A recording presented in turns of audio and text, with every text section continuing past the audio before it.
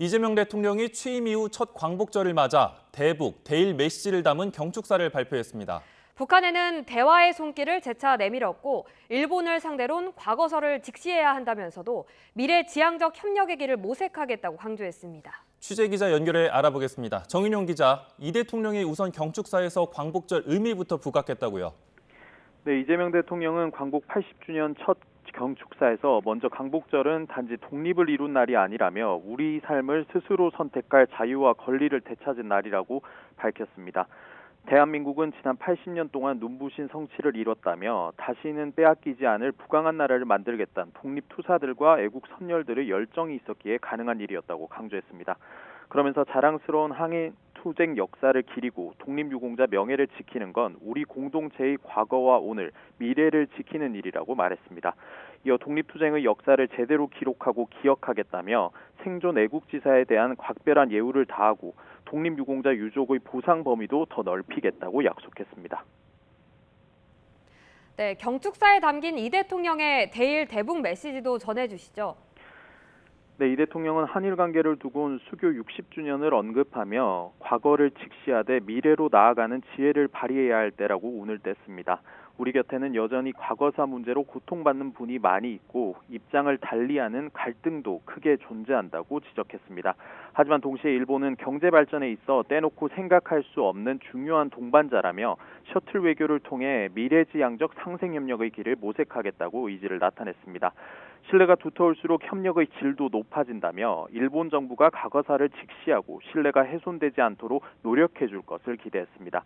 이 대통령은 북한을 향해서는 거듭 대화 의지를 드러냈는데요. 우선 분단으로 지속된 남북 대결은 경제 발전을 제약하고 나라의 미래에 심각한 장애가 되고 있다고 진단했습니다. 싸울 필요가 없는 상태, 즉 평화를 만드는 게 가장 중요하고 지금 당장 신뢰 회복과 대화 복원부터 시작하는 게 순리라며 북측이 화답하길 기대한다고 강조했습니다. 정부는 현재 북측 체제를 존중하고 어떠한 형태의 흡수 통일도 추구하지 않을 거라며 9.19 군사 합의를 선제적, 단계적으로 복원해 나가겠다고 천명했습니다. 또 평화로운 한반도는 핵 없는 한반도라며 남북, 미북 대화와 국제사회의 협력을 통해 해결의 실마리를 찾아 나가겠다고 언급했습니다. 네, 이 대통령은 또 경축사를 통해서 지난 정부에 대해서는 강도 높게 비판하기도 했다고요. 네, 이 대통령은 우리 역사는 빛의 혁명에 이르는 지난한 과정이었고 빼앗긴 빛을 되찾고 빛을 지키기 위한 투쟁의 연속이었다고 규정했습니다. 3.1 혁명부터 4.19 혁명과 5.18 민주화운동, 60 민주항쟁에 이어 세계사에 없는 두 번의 무혈 평화혁명으로 국민주권이 살아있음을 만천하에 선언했다고 강조했습니다. 지난 박근혜 전 대통령과 윤석열 전 대통령 탄핵 과정을 추켜 세운 겁니다. 독재와 내란으로부터 지켜낸 빛이 다시는 꺼지지 않도록 우리 모두 함께 지켜내자며 윤 전 대통령의 비상계엄을 정면으로 비판했습니다.